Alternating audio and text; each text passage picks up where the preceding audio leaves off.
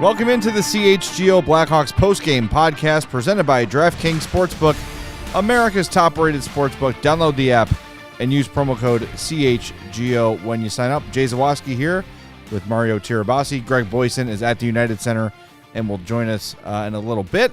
Hawks lose 4-2 to the Canucks on Pride Night. Lucas Reichel scores. Connor Murphy scores. The team plays well. The team ends up losing. And it's just what we wanted to see, right? Hard to argue against that result. Isn't this what everybody has been rooting for? Isn't this what everybody wants? Smash that like button for us. If you're watching on YouTube, make sure you subscribe to the page as well. Also, if you're listening on the podcast, subscribe and follow there too. And a 5-star review would be very, very helpful. We would appreciate that too. So this feels kind of a lot like last night's game. Maybe a little more exciting as the game went on. The third period was a lot of fun. Third period was a lot more fun than the second period. Yeah. Definitely. It's kind of the same old story. It's a team that doesn't have a ton of talent, competing against a team that was 8-2 in their last 10 coming into this one, and they played well. And there's really nothing to be mad about in this game. The goal that goes off Seth Jones's skate is just a bad bounce. And eventually the Canucks just they had more opportunities, they had more goals. That's how it goes. Yeah, they capitalized on the chances that they got, and I mean, you credit the Blackhawks for the fight that they put up in the third period to try and stay in the game. But yeah, I mean, it's a bounce here or there. A decision made by Mackenzie Entwistle late in the game. That's situational awareness would be great, but I get what he's trying to do. Yeah. You stand up for Lucas Reichel. He was pretty much the guy out there that was generating probably the most offense for the team tonight. And yeah, I mean it's hard to be upset with this loss, knowing that there was some good things to come out of it. Colin Delia, hey, remember him? How about that? He had a decent game. Stopped the pucks as much as he needed to get the win for the Canucks tonight. But yeah, I mean it's one of those games where the effort, again, like we said last night, the effort from the guys that you want to see playing well was there. And it's just, it's just a matter of talent at this time. The Canucks, for as garbage as they've been this season, are better than the Blackhawks. And it just that came to the top tonight. Couple guys returning to the lineup. Anders Bjork came back, finished nothing on the score sheet, 13-20 of ice time, had a shot, had another shot attempt, a hit, and 2 giveaways. And Andreas Englund returned -1, 1948 in his return. 2 shots on goal, another shot attempt, a hit, and a giveaway. Nothing too noticeable from either of those guys, but good to see them back. I think both of them make the team better. Jared Tenorti left the game. Yeah. Only played 7:36 of this one. That's why Englund had to play so much. Yeah, so we'll wait to see what the update is on him. We'll keep you posted. I know Greg will have the absolute latest when he joins us in this one as well. So, it was funny. The Colin Delia thing was like he played out of his mind today. That the 2 saves he made on Tyler Johnson. Tyler Johnson. My God, yeah, Tyler Johnson had like the least lucky night ever.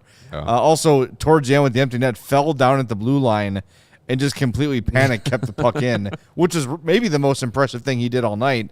But man, Delia was really good, and that second save, like the scorpion pad save he made on Tyler Johnson, was great. And hey, there's Colin Delia helping you, get that tank win. Helping the tank. Yeah. Yeah, as Mark W. says, Hartman and Delia both contributing to the tank this weekend. Love to see it. Yeah, it's true. Love to see the former Hawks coming through. Yeah. It is interesting. When Hartman had that breakaway last night, I said, of course it's going to be Hartman. Like there was so much time. Oh yeah. He just kind of walked in. I'm like, of course it's going to be Ryan Hartman. It helps out the Blackhawks. And it sure as hell was. Man, it was cool. It was a fun game to watch. It was really nice to be back at the United Center. It feels like we have not been there in a months. while. Yeah, it had been a long time. And it was cool to be back there. But there's just this game is just another one of those, rinse repeat. Played well, love the game, scrappy, Yeah. and just fell short. It's shucks, they lost. Yeah, of course. Yeah, and this is what we said this part of the season should be like if the tank is going well. Losses and good performances out of the players that you're likely going to see next season. And that's what we got. Lukas Reichel tonight was, again, one of the guys that was driving the offense. He had a lot of plays where he was, sucking in the Canucks defense to focus in on him once he had the puck in the offensive zone. And that's what you want to see out of him. You want to see him be looked at as the guy that's like, oh, this is someone that we have to focus on. He's probably the most skilled forward that they have on the ice right now. So it's good to see those flashes of him, puck handling through the defense, driving to the net. He almost scored in the third period on a great drive in the net. Was almost looked like Bobby Orr flying through the air. Just didn't score on the play. But he was credited with the second goal late in the third period. Got a stick on it, but yeah, I mean it was a good performance from him. Where again he stood out, had those flashes, and everything that we said last night about wanting him to have those moments where you say like he's an NHL player. There's the flash, yeah. It was there again tonight. And I think aside from there's an NHL player, we're seeing flashes of there's a damn good NHL player. And you're seeing, like, there was a moment in the game, I think it was the first period, where Reichel had the puck, went into the Canucks zone, carried it from like blue line to blue line, and all of the Canucks just like pulled up to the blue line like, this is the guy we have to stop. Yeah. Like they know. They're aware the number 27's out there. And even with that, we're seeing Reichel make plays and execute and create stuff out of nothing. And even, both ends of the ice he's playing well. What's impressed me a lot about him, aside from like his newly found like commitment to the 200-foot game, he's really solid with lifting the stick, taking the puck away along the boards. What he lacks in strength, he kind of makes up for in savvy and stick work. Yeah, and I've been impressed with his defensive stick work along the boards. Yeah. I mean, when you're not the biggest guy and you can't just out muscle somebody for a puck, you have to find ways to make it work with what you're given. And Luke Richardson, one of the kind of phrases that he loves to use when talking about players that have to kind of overcome the lack of being physically imposing is playing through the opponent's hands. We hear him talk about that all the time with guys like Reichel and Ian Mitchell, like these more undersized guys that have to kind of figure out, okay, I'm no longer kind of physically equal as I get to the NHL level. So what do I have to do to still be effective, but knowing that I'm not going to really knock anybody off the puck all that much. So it's great for Reichel to kind of learn that lesson. I'm sure that's something that he definitely had to learn in the AHL, a very rough and tumble league. Some people say it's rougher than the NHL because of the guys that are playing there, but it's good to see that skill set is coming through for him, because he's never going to be a big guy. I say it all the time. He's kind of built like a tennis player, like kind of lanky, it's very accurate and lean. But I think he's definitely physically matured since he was drafted. I think another off season of that. And a full season in the NHL next year is going to be exciting to watch. By the way, last night we were sort of wondering out loud why Luke Richardson wasn't trying Reichel at center. Greg asked that question today, and we will share that with you when he joins the show. Very interesting response from Luke Richardson, and as we predicted, a very logical reason why not. So stick around. Right. We're going to get to that when Greg joins the show as well. And before Greg does, I want to get to the Jonathan Toews news real quick. Sure. Skated the last 2 days. Not totally sure what the status is for Toews right now. We've got the video of Luke Richardson talking about Toews and his status before the game. So we're going to play that for you, and then we'll kind of discuss it on the other side. He was here today. I saw him this morning. He was out with the guys, and yesterday as well, on and off, like when we were on the road trip. And today he seemed good and felt good, so hopefully that can progress into joining the team. And I think just by his mannerism today, that to me that's a good sign. Because I know you can get frustrated, and as you guys know from the past, he gets pretty direct. And today he was good. He was in there stretching. He was in there relaxing after talking to Andrew Shaw and a few of the old guys here for the weekend. So a real good mindset right now. So hopefully that can translate and get to practice, which we don't have much practice this week, but at some point. Yeah, it's good news. Yeah. It's not bad news, right? Right. I don't know if it means that Toews is going to come back and play, but the fact that he's on the ice, I might have been last night, said, hey, if he's going to come back, he's got to get on the ice soon. Mm-hmm. He was on the ice during the road trip 2 days in a row now, Saturday and today. And the way Luke talks about it, sounds like it's a possibility. I really hope he gets a chance, because if he is truly considering retirement, as John Dietz reported last week or 2 weeks ago, I hope he can get the send-off he deserves here, because it's frustrating he's not going to be able to end his career on his own terms. His body is sort of forcing that retirement on him. Yeah. But at least if that's going to be the case, Toews should get a proper send-off from the United Center fans. Yeah, and he's still got to get in some practice time if that's going to be a possibility. But, I mean, if he plays in a few of the last games, or at least the last game, that means he is deciding that he feels healthy enough to get back, which is kind of all that you really want to hope for, is that Toews feels healthy enough to, get back on the ice and play in an NHL game. Hopefully that's the case. I would love, again, like you said, I'd love to see him get the proper final game at the United Center, whether it's retirement or not. But we just got to get there at that point. It's encouraging, and the fact that he's been around the team this entire time. It wasn't like, you know what, I have to go home. Like I need to rest. Yeah, like true. Extreme. Yeah, he's been around. He's been around. He's Chicago, been he's been working out. In the locker room after games and stuff. Like that, I think that's a good sign that he's it's not something where it was just I need to completely separate from hockey to try and recover.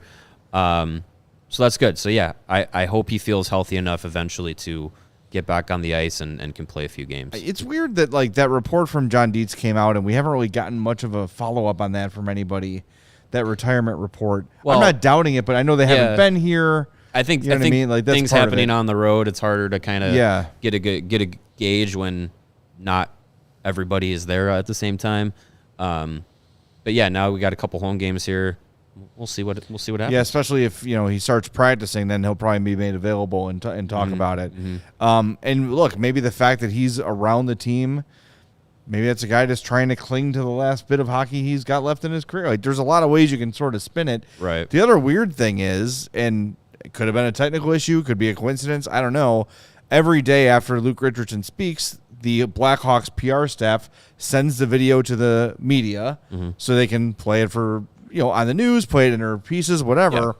And that Toews question was cut off the front of it. It was the first question, and it was not in the video that the Hawks PR staff sent. Again, maybe the cameraman arrived late. I don't know. It wasn't there, so who knows what that means? I don't know. But it's just something that kind of raised my eyebrows when I was like, that's kind of a strange thing to omit, considering it's on everybody's mind. Yeah, maybe the camera wasn't turned on yet for the Blackhawks. Yeah. Everyone was there. Questions were asked, but that's who knows. A couple of people had there's a comment from Jake, super chat. He says, hey guys, love the show. What's the organization's opinion on Jake Wise? Also send feed pics. That's Greg's job, the feed pics thing. Jake Wise, Jake, you gotta send us your email so we can send it to you. Yeah, there you go. Jake Wise, he's with Ohio State. Their season ended tonight in the quote unquote Elite Eight of the NCAA tournament, losing to Quinnipiac. I really don't know what the organization thinks of Jake Wise, but I would assume that if it's not the Blackhawks, there will be some teams looking at him as a college free agent if he's not signed with the team. He spent 5 seasons in college, was a third-round pick way back when in 2018. Had 3 seasons at Boston. 2 of them he barely played because of injury, and that really kind of stunted his development. And then went to Ohio State, had 2 pretty good seasons these last 2 years. He was a co-captain this year with Ohio State. So I think I don't have any problem with him getting an opportunity. I don't think there's any reason to say no at this point. I just don't know where the organization thinks he fits in the Is he like in the depth chart. 47 years old? I feel like he's been with the Hawks forever. Yeah, I mean, 2018 feels like a very long time Doesn't ago it? when he was drafted. Yeah, It feels like a lifetime ago. yeah, but yeah, I mean, again, like I said, I would have no problem if they extended an offer to him. But maybe I don't think there's many teams in the league right now that offer a better opportunity to young players than the Blackhawks, given where they're at. But kind of, I don't know, maybe knowing where they are with forwards, he may have to battle his way up the depth chart to get to the NHL level over time. And I don't know I don't know what he wants to do. But I mean, you'd figure Bedard, Fantilli, Carlson, whoever the Blackhawks end up with in the draft, it's as soon as they draft him, he's down another peg. Yeah, right. So I don't know what he would want to do. And they've got 2 first-rounders, so if it's 2 forwards again, it's another Right, peg. And, right. I could see him maybe moving on, sort of similar to what happened with Gutman. Yeah. Like with Tampa. Yeah, That drafted, that could be the didn't case. have a spot for him and found employment elsewhere. Yeah. We'll see. We'll see. Probably find out soon, I would imagine. Yeah. he might sign his contract tomorrow. Who knows? Yeah, you never know. Another couple comments. I know there was one from someone named Person. Very creative name Nice. there. Person. Says, I hope Taser can come back for the last game. We've missed out on proper goodbyes for too many. Hossa, Seabrook, Crawford, Shaw, etc. But health comes first. Yeah. That's a really good point. A There lot are of those so many guys. Hawks that have not had that farewell moment. I remember Jeremy Roenick's last game. It was the summer he was headed into that free agency, and the Hawks got eliminated in the playoffs, and it was maybe it's not going to work out. And Roenick came out and did the little waves at the crowd, Yeah. and people sent him off. Kane's last moment at the United Center was the overtime winner that was waved off because it didn't cross the goal line in time. That would have been so he had nice. at least a huge moment before he left Chicago. But But so many of those legends never had their chance. But even that game was big for him still. Yeah, I mean, especially of the Cup era, I can't think of too many that had their goodbye moment. Patrick Sharp, Kinda, I guess. because he went to Dallas and then came back, Right. And then his last season was the 17-18 season, which was a bad season. But that was kind of his send off. Kane got traded. Crawford went to New Jersey and then decided not to continue playing. Yeah, I don't want to do this anymore. Hossa, it was over because of, his skin condition. Seabrook, injuries. Shaw, injuries. Hjalmarsson was traded.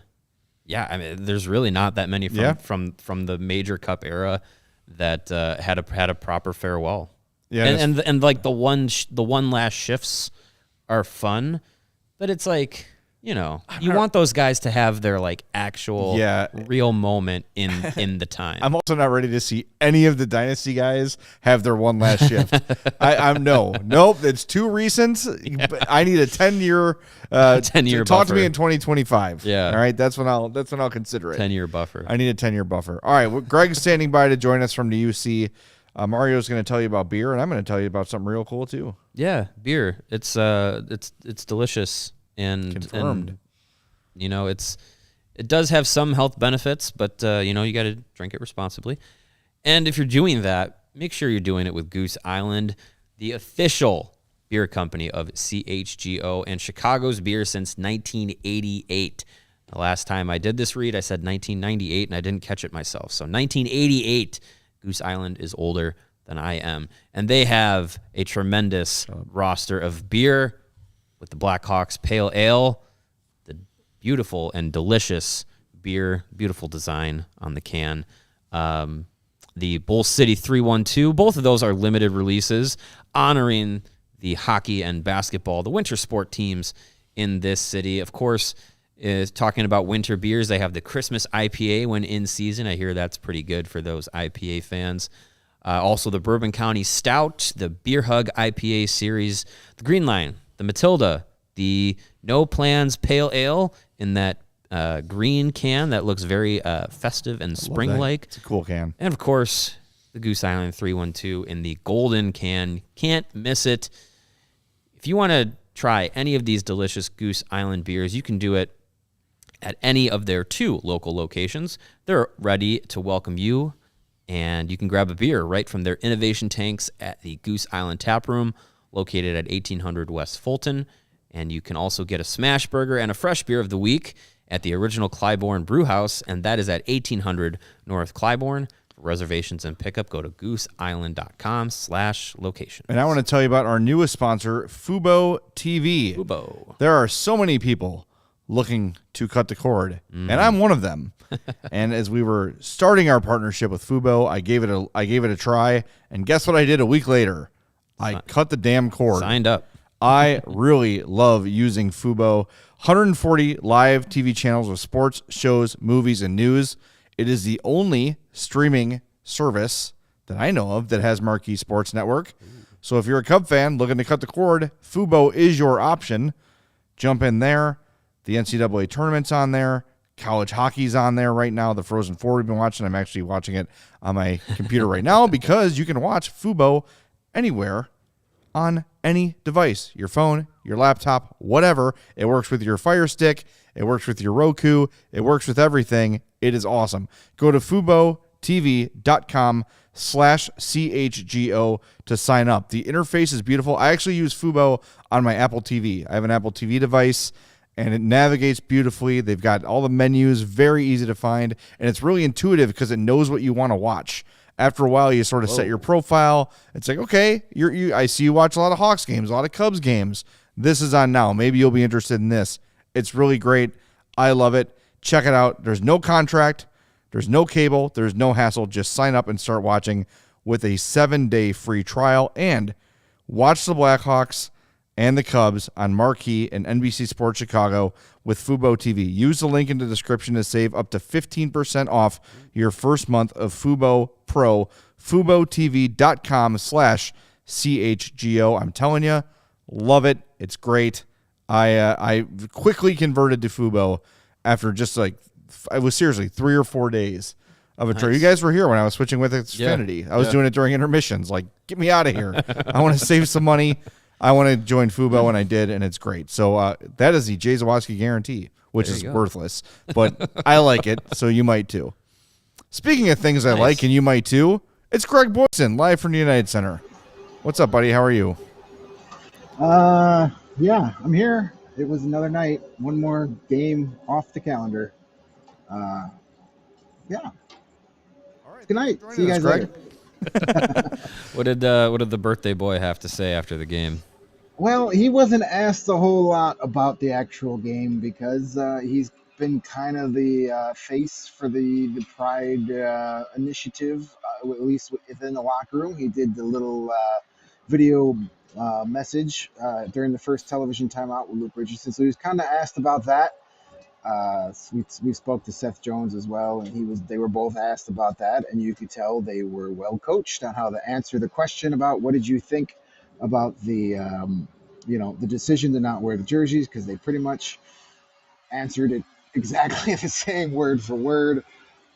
So he was just happy, and they both were happy that that the night was overall a success as far as the Pride Night goes, all the other initiatives that happened tonight and the visibility and all that stuff. But they pretty much brushed off the whole jersey conference. I don't want to say brushed off the jersey controversy, but they answered it as they were told to. It was an organizational decision made by the people who are above them, and they respect the decision of the organization. Why don't we play that video? I know we pulled the Pride video. This was the announcement played during the first TV timeout of tonight's game on the scoreboard. Head coach Luke Richardson here. Just wanted to welcome you to the United Center for our Pride Night. I'm proud to celebrate Pride Night with you tonight and welcome our LGBTQ plus community, not just tonight, but every night. I know hockey still has a long way to go, but I, my teammates, coaches, and everyone at the Blackhawks are learning and working every day to make sure every player who wants to play, every fan who wants to love this game, knows they can bring their true self into our locker room and our arena. We really appreciate your support, and we will be supporting you not only tonight, but ongoing throughout the year. As a Blackhawk, I play for Chicago, and that means all of Chicago. You are welcome here. You could tell this is a cause that Connor Murphy is passionate about. He was the one who spoke about it on March 9th and sort of insisted that it would be full on for the Blackhawks. He was up front in the video. You could tell that he was reading a statement, but you could tell that he was passionate about what he was reading. It felt like there was a little bit of a personal touch on there from him too. Look, it sucks they didn't wear the jerseys. I'm annoyed they didn't wear their jerseys. And like we said on the show where we spent most of the time talking about this, I'm really pissed that the people that run this organization and make these decisions have not made themselves available. Mark Lazarus tweeted out today before the game, Danny Wirtz has declined several interview requests about this topic. That is a miss by Danny Wirtz, a guy who, since he's really taken over, has done a pretty solid job, has done the right things. The arrow's pointing in the right direction. This is a big step back for him. He's got to get in front of this. He was there for the photo op with the cast of The Bear. He was in the building.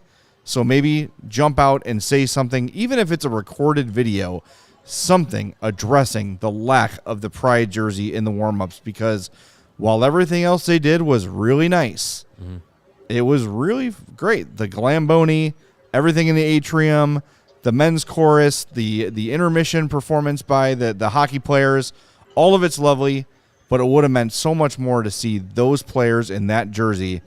And until that's addressed, I think it's a ball drop by the Blackhawks. Yep, it's it's unfortunate, but the rest of the night was really good.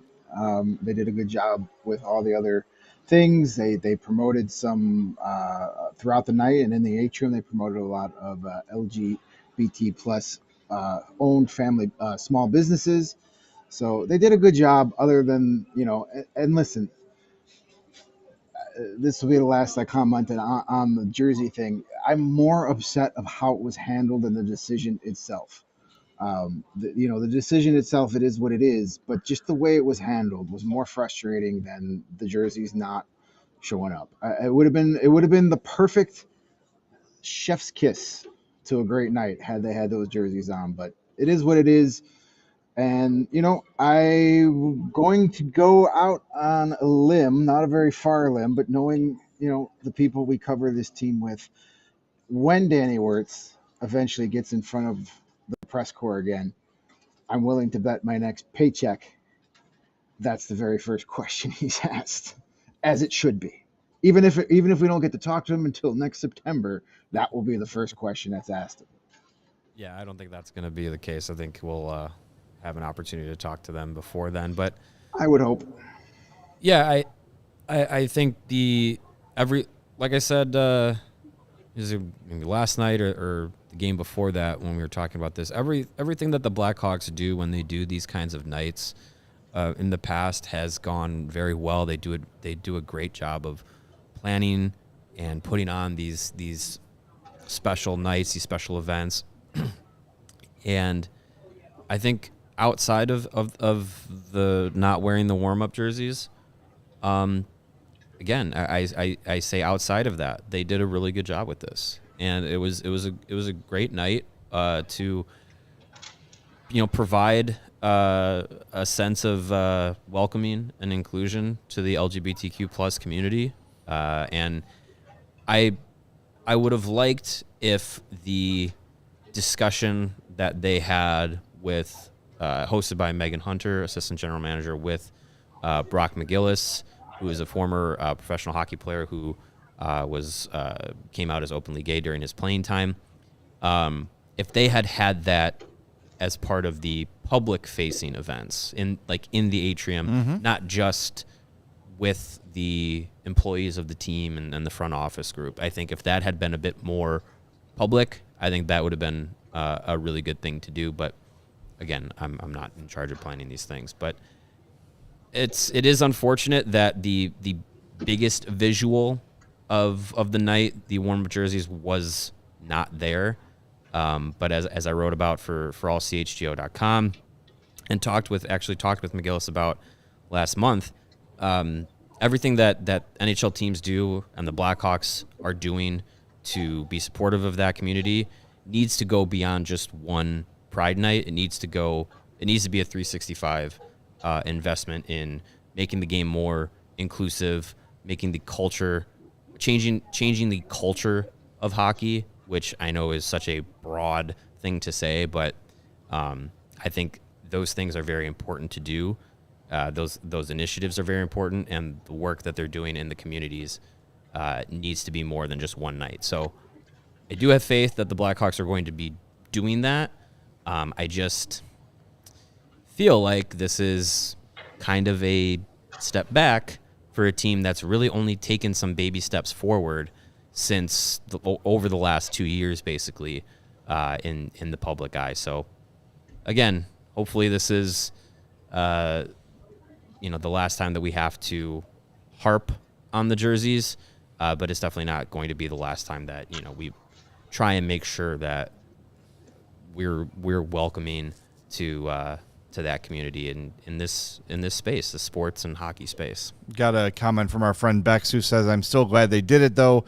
It's nice to be told we're welcome there. I wish they hadn't made us question if they meant it, but those statements from Coach Luke and Murph were great." So there's one person's feedback, so we appreciate that from Bex, of course. I saw Bex in the atrium before the game, so it was nice to say hello. I'm glad you had a good time tonight. Because that's basically what it's all about, going to the hockey game and having a good time. And I think most of the people here tonight had it until about 8 minutes to go in the game. Then it kind of fell apart. Even then, it wasn't so bad. Yeah. By the way, seeing some comments roll in here post-game, I saw Luke Richardson say something along the lines of maybe Reichel deserved to get run over on that play because he didn't get the puck deep. That was taken a little out of context. He was laughing when he said that. I figured. He wasn't like pounding a table. Seth Jones was asked about that play with the game-winning goal. Lucas Reichel gets taken down by Dakota Joshua. Mackenzie Entwistle is in his face, skating down the ice, wanting to fight, which would have been a really poor decision by Mackenzie Entwistle if Dakota Joshua actually dropped the gloves. I've seen a lot of Dakota Joshua covering the AHL. Mackenzie Entwistle would be thankful that he didn't have family to see what would have happened if he actually would have dropped the gloves. It would have been one-sided and bad. It would have been bad. But when Seth Jones was asked about it, and he said, like, the league is trying to eliminate the plays where guys are trying to fight other guys after clean hits, and sometimes you got to just be aware of the situation, but you got to commend a guy sticking up for his teammate. Now, the Richardson quote was asked to say, is that a teaching moment? And he said he was more upset at Lucas Reichel not getting the puck deep. He said he had 2 chances to get the puck deep before he got hit off the play. He was more upset that play wasn't made than Mackenzie Entwistle getting himself way out of position and letting that easy goal in, because they, he had the chance to do it, and then, he didn't say it wasn't charging or anything like that. It was just a real big player like Dakota Joshua, just steamrolling over a smaller, not as strong player. So that's when he said, maybe he deserved to get run over because he didn't make the right play. So he said if Reichel makes the right play and gets the puck deep when he had the chance at center ice, then that play never happens. And who knows what happens in that game. Maybe Tyler Johnson finally gets a goal after his 19th swat from right in front of the net and the Hawks win. But he was also very complimentary to Reichel and gave him credit for some of those plays he made, going to the net, driving hard to the net. He says, and I 100% agree with him, Reichel is showing you that he is not afraid to play between the dots. He's not afraid to get in front of the net, to take a hit, to score a goal. And he says it's just he needs his body to get in to better strength, better size to make those plays. This is once he does get bigger and stronger, he's going to be dominant on those plays. So that's a high praise from Luke Richardson. Speaking of Reichel, yesterday we asked a question to ourselves. Today you asked the question to Luke Richardson, why isn't Reichel playing center? And he had a good response. We're going to play it here. Yeah, I thought Reichel played really well on this road trip. I thought he, away from the puck, he was back checking hard. He created some offensive chances. Really nice chance yesterday, and I thought, he sold that pass to AA pretty good. I was ready to yell at him because he was going to pass it, and he shot it. So a great shot, scored a goal, and then he's out there at the end of the game with the net pulled. And you know what? He came to that bench and slammed his stick. He's competitive. He's a quiet guy, but he's competitive. He wants to win. So it's great to see him have this opportunity. Is there any consideration of playing Lucas a little bit at center during these last few games? You know what? I think with the way AA played last game, I thought he played really well, and they play well together. I think they kind of interchange themselves on the ice. So I don't think we're probably going to put him there as of yet. But the way injuries have happened, I can't say that it won't happen because we're running out of bodies. But I think he's doing really well, and keeping him out of the middle might be good. I thought the other night a couple times Wilson just missed him or let up on him. I felt a couple times, so just him kind of getting still awareness of the league and who's in the league. That might be a little safer spot up and down the wall. Like we always say about Luke, there's always an answer, and it always makes sense. Even if you don't necessarily agree with it, I'm not saying I don't in this circumstance, but it's not some BS like we need to see more like we'd hear from other coaches. It was here is the specific reason we don't think Lucas Reichel is ready to play center in the league yet, and it is totally valid. Totally valid. Yep, yeah, and that's why I wanted to ask the question, because I knew we'd get an answer, and after the answer, we'd be like, okay, that makes sense. Let's move along. Yeah, the less that Reichel can be open to hits like he took tonight or hits from Tom Wilson down the center of the ice, I think that's fine at this stage of his career, kind of protecting him from some of the physicality that might come from like a young player learning center. Yeah. Like you're going to be vulnerable out there if you're just kind of making sure that you're getting in the right positions or the wrong positions. You don't want to have to learn too many hard lessons as a young player and as a more undersized player. So yeah, if keeping him on the wing is helping keep him both healthy and confident in his development, nothing wrong with that. What I like too from Reichel's standpoint is, yeah, maybe he gets himself in those situations to take hits, but we're not seeing him shy out of the center of the ice either. No. He's taking the puck and cutting to the middle and going to the net. He's not worried about it. Like you know what I mean? Like he's going to take his hits. And I think if it wasn't clear from Richardson, I think it was, but maybe if it wasn't, it's more of like learning the speed of the game thing. To us, it feels like Reichel's been here a long time. It's really not. He hasn't been here long, and you've got to adjust to the speed. You've got to adjust to more than just this guy skates fast. It's the quickness in which things happen, right? It's I have this long to get the puck off my stick when I used to have this long to get the puck off my stick. That's the time. It's more timing than speed. Yeah, when you have NHL speed that Lucas Reichel does at the AHL level, you can use that speed to get yourself out of situations and avoid those types of hits and be a more dominant player, especially in the center of the ice. Because not everybody in the AHL has NHL speed. So when you get to the NHL, guess what? Everybody's got NHL speed, and some of them have elite NHL speed. So that's where you've got to be, as Luke said, more aware of the situations. We saw that little lapse of awareness on the play that cost him the game. Didn't make the easy play, thought he could just skate the puck down the ice. Here comes Dakota Joshua's, got him lined up from halfway across the ice. Puck's in the back of your net 5 seconds later. That's the awareness that it was almost like Luke Richardson was predicting the future when he answered my question this afternoon, because that's exactly what he's talking about. So, and that will come with more time up here. I think the next time, I think Lucas Reichel is smart enough and wanting to get better, that the next time he's in that same exact situation, guess what he's going to do? He's just going to flip the puck into the zone and live to fight another day. Yeah. Quick little note before we move on with Greg here. Any form of homophobia or bigotry will not be tolerated in the chat, and you will be instantly gone. So if you got some thoughts like that, either keep them to yourself or F off forever. All right. Any update on Jared Tenorti, who left the game today?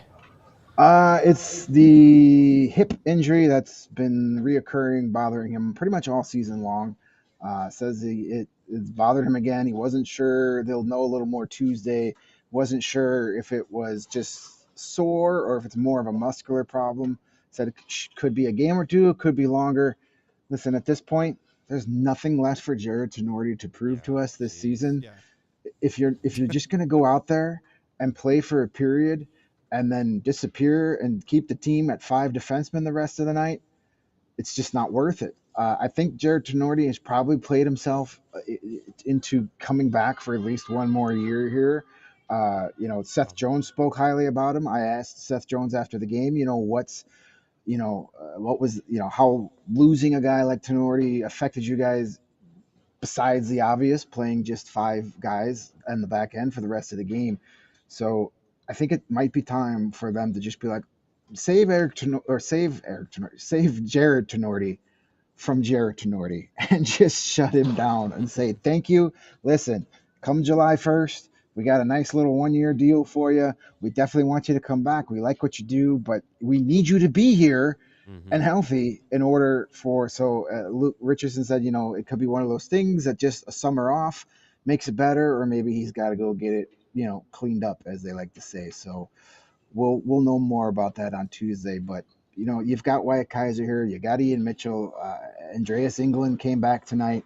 There's no need for him to keep putting himself in jeopardy. I know hockey players love to play hurt. They love to be, we're dealing with different breeds of cat here when it comes to hockey players. But I think maybe hide his helmet or hide his stick, like they used to do on the football sidelines when a guy is hurt. Save Mr. Tenorti from himself and just let him shut it down and heal up. Yeah. I'm not an expert on hip injuries, but my neighbor Bob did get a hip replacement last summer, and he was taking the garbage out the next day and cutting the lawn the next week. So, wow, modern medicine. I got a good friend of mine who is a union carpenter, and he got hip replacement surgery. He was back on the job in less than 10 days. All right. So there you have it. This official CHGO advice to Jared Tenorti: replace your hip. Get a hip replacement. Easy peasy, just like that. Yeah, and a jaw replacement while you're at it. Get a hip replacement and then subscribe to Fubo so you can watch Fubo and watch some free 7 days worth of TV while you heal up. I like how you said Fubo, like Thibaut. Fubo. You put a little French accent on it. Because otherwise I'm going to keep saying Fubu, and think of Fubu. That's different. Yes, that's different. Yeah, that's for sure. All right, shall we get to our 4 stars of the game? Yeah, let's do it. All right. That sounds fun. The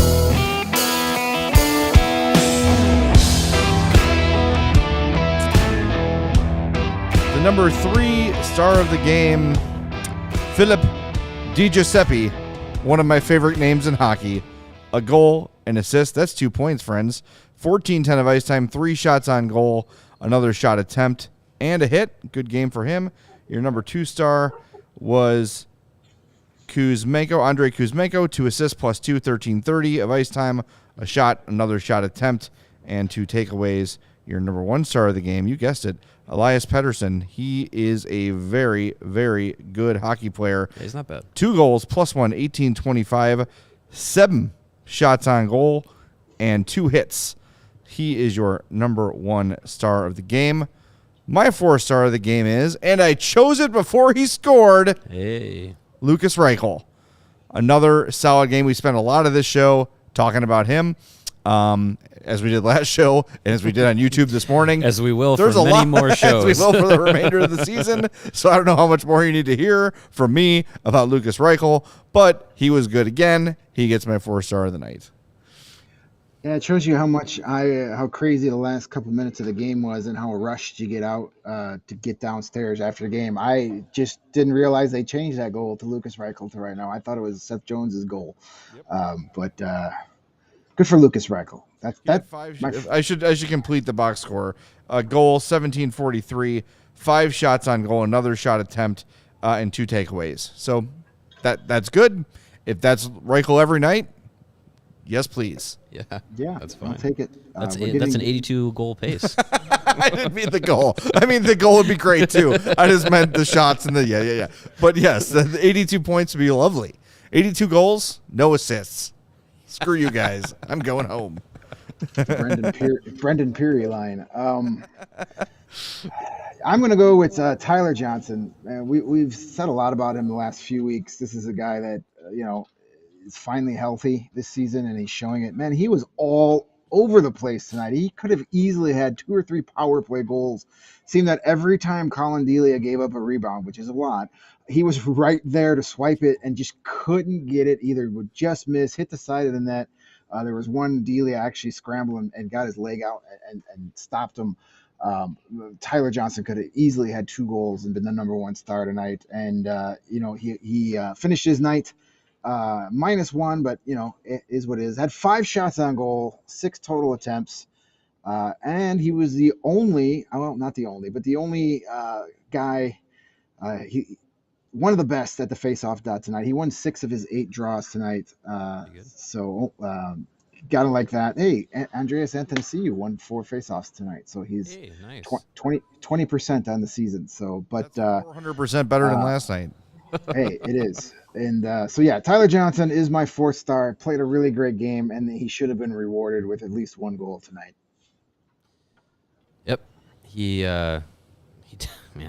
was snake bitten tonight. My 4th star of the night is the birthday boy joining the 30 club. Connor Murphy had the goal, game's opening goal, shorthanded. Finished as a +1, 4 shots on goal, 1 hit, 4 blocked shots in 19 minutes and 27 seconds of ice time. A goal on your birthday will always get you a 4th star nomination from myself. So, unfortunately, Luke Richardson didn't score tonight. Otherwise, he would also have been a 4th star nomination. Well, night's not over yet. Okay. Yes, that is no true. No practice tomorrow, so Luke gets to sleep in. No practice tomorrow either. So, hey, his birthday. Happy 54th to Luke and happy 30th to Connor. Speaking of that, they have the diamond ad with Luke and his wife, and it's very cute. They show it every game, but there's this one where the question is, it's like they have to answer questions about each other, and the question is, what would Luke do if he wasn't a coach? Mm-hmm. And she says, you'd be a trainer. And he says, no, I'd be a rock star. And she goes, well, that's what you'd want to do. And he goes, yeah, that was the question. There's like a little bit of like marital stress and annoyance in there. Craig cracks me up every time. Yeah, that was the question. It's just very, very subtle, but there is like that. Yeah, that's the question, honey. That was answering the question directly. Thank you. Everybody who's been either married or in a relationship for a long period of time are always like, oh, I feel that. that. That's so funny. It was good. I've heard that before too. They show it every game too. It's not bad. I'm probably overselling it. It's not bad. But it just is. Anyone who's been, like Greg said, you've been in a long-term relationship, you know that like, yeah, that's what I said. It's like, okay, calm down. Don't bite my head off. Good stuff. Anything to add before we wrap up here? No. That's pretty much summed it all up. That wasn't a very eventful game outside of the last few minutes. Otherwise, it reminded me a lot of the Minnesota game. They were there the whole game. They for stretches of the game, they were the better team. Just don't have that oomph to do the right thing and to get the goal. And it seems that when they make a mistake, it costs them. So, tank win is what we like to call that. So, let's move on to the next one. Tuesday night, Max Domi's revenge game before he comes back this summer. That'll be fun. All right, Greg, thanks for joining us. We appreciate it. Follow Greg on Twitter at Greg Boysen, and our 3 Hawks hits will be up as soon as the podcast is done. I will see you boys on Tuesday. Have a good show tomorrow. Yeah, Greg is off tomorrow. Yes, sir. Enjoy packing. I'd help you, but I don't want to. I wouldn't ask you that. I like you too much. All right. Take care. Bye, boys. All right, that is Greg Boysen from the UC. All right, we are approaching our tank standings and our tank updates. We've got 55 likes. I want to do, we do 60 likes. We'll do an extra spin. 65, 2 more. Every 5 you add, we add a spin. How about that? Is that fair? Sounds good. I like that idea. And before we do that, and before we get to an ad break, I want to tell everybody, don't tune in yet. But when the show's over, ESPN2 and ESPN Plus, the Isabel Cup Championship is underway. You're going to want to watch that. Some great women's hockey at the Mullet Arena. So that's right. Sold out crowd. It's going to be a lot of fun. Make sure you tune in. It is the Minnesota. Why have I completely blanked? The Whitecaps and the Toronto Six. I always forget Toronto Six. Toronto Six, which is a cool name. Yeah. Well, cool logo, cool colors. I like the whole thing. And they were the 6th team added to the league. Yeah. So it sounds like people that cause some sort of political uprising. The 6. The Toronto Six. Yeah, absolutely. I like it. So check it out, Isabel Cup, ESPN2, ESPN Plus. If you want to put it on your second screen right now, sure, that's fine. Just don't leave. Thank you. Sounds good. Hey, the 6 is what I usually write down on my golf scorecard for each hole. Man. So mine look like a bunch of snowmen. You know, it's 8s. I'm saying if I'm out there writing down all those 8s and 6s, at least I want to look good doing it. And that's where Pins and Aces comes in handy. Pins and Aces, the official golf apparel partner of All City and CHGO. They are the presenting sponsor for the Big Drive Energy Golf Podcast on the All City Network. They make amazing polos, hats, customizable golf bags, and, of course, the beer sleeve, the product that allows you to store up to 7 beers right inside your golf bag and keep them cold the entire round. It could be Goose Island beers. It could be sparkling waters. It could be soda, Italian beef, juice. It could be Italian beefs if you really want it to be. I'm not going to stop you. Sleeve how you want. Check out pinsandaces.com. When you do, use the promo code CHGO. When you do that, you're going to receive 15% off of your first order, and you're going to get free shipping on that order as well. Again, that's using the promo code CHGO at pinsandaces.com. Mario, how do you feel about saving energy? Great. Always great about it. It's a good thing to do. We work hard, you know. We don't work long, but we work hard. We put everything we've got into the show. And ComEd, their energy efficiency program, is committed to helping families and businesses in the communities they serve save money and energy. That's an important thing. ComEd offers free facility assessments that can help find energy-saving opportunities, whether it's lighting, HVAC systems, commercial kitchen equipment, or industrial processes. It's HVAC, right? Or did you say HVAC? HVAC. They mean the same right. thing. Yeah. I don't want to sound like a guy that doesn't know how to fix things around his house, which I am. An authorized engineer will work with you to develop a detailed assessment plan specific to your goals and needs. These can be done in person or virtually and last approximately 2 hours. Within 3 to 4 weeks, customers will receive a report detailing energy efficiency products that they can start working on immediately. Each recommendation will include estimated energy savings, cost savings, project cost, potential incentives, and simple payback. Don't wait. Get started saving money and energy today. For energy saving tips and to schedule your free facility assessment, go to comed.com/poweringbiz. And before we get to the Tankathon, it is time for our DraftKings King of the Game.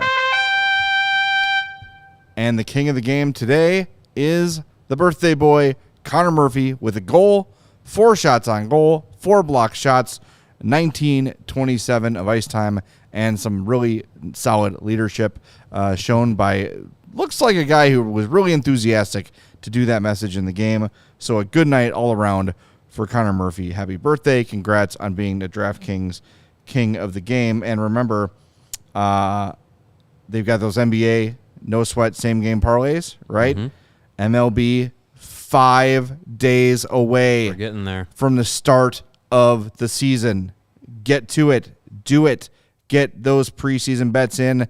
Had a bet today. It was Jones, anytime scorer, Reichel, anytime scorer, over 6.5. I got one of the 3, but that's okay. It's okay. I bet $2. It was plus 2,200. so I lose $2. I would have won a ton. That's why those same game parlays are so fun. Download the app now. Sign up with the code CHGO. New customers can bet $5 and get $200 in bonus bets instantly only at DraftKings Sportsbook, an official sports betting partner of the NBA with code CHGO. Minimum age and eligibility restrictions apply. See the show notes for details. Before we get to the tank standings, do want to address Michigan is going to the Frozen Four. They win in overtime, getting the overtime goal. I think it was Samaskevich. Yes, it was. Getting the overtime goal. So Mackie, Frank, love that name. Mackie Samaskevich. What a name. Tough little son of a gun. He is going to, or Frank Nazar is going to go to the Frozen Four. Also, there is Boston with Drew Comezzo and Ryan Green. So 3 Blackhawks prospects will be playing in the Frozen Four for a shot at the national championship. There you go. Should be a good time. I don't know the matchups. Hopefully it works out so that we could potentially see a Boston-Michigan final. Oof, that'd be a lot of fun. And speaking of prospects, big show Wednesday. Korchinski, Doc, Nolan Allen, all 3 of them will join us on Wednesday's show. Show starts at 2:30. The interview starts at 3. Set a reminder, you're not going to want to miss that as we experiment with 3 hockey players on one laptop on a live show. What could possibly go wrong? I'm so excited. No, it's going to be awesome. I really want to, if we talk about making relationships with players, these are 3 of the guys we're going to want to have recognize us in 2, 3, 4 years. It'd be and nice. say, oh, yeah, we were on with you guys. Yeah. Here's some stuff. Here's what's going on behind the scenes. So really, really looking forward to that. All right. Where do we get? What we own how many bonus spins now?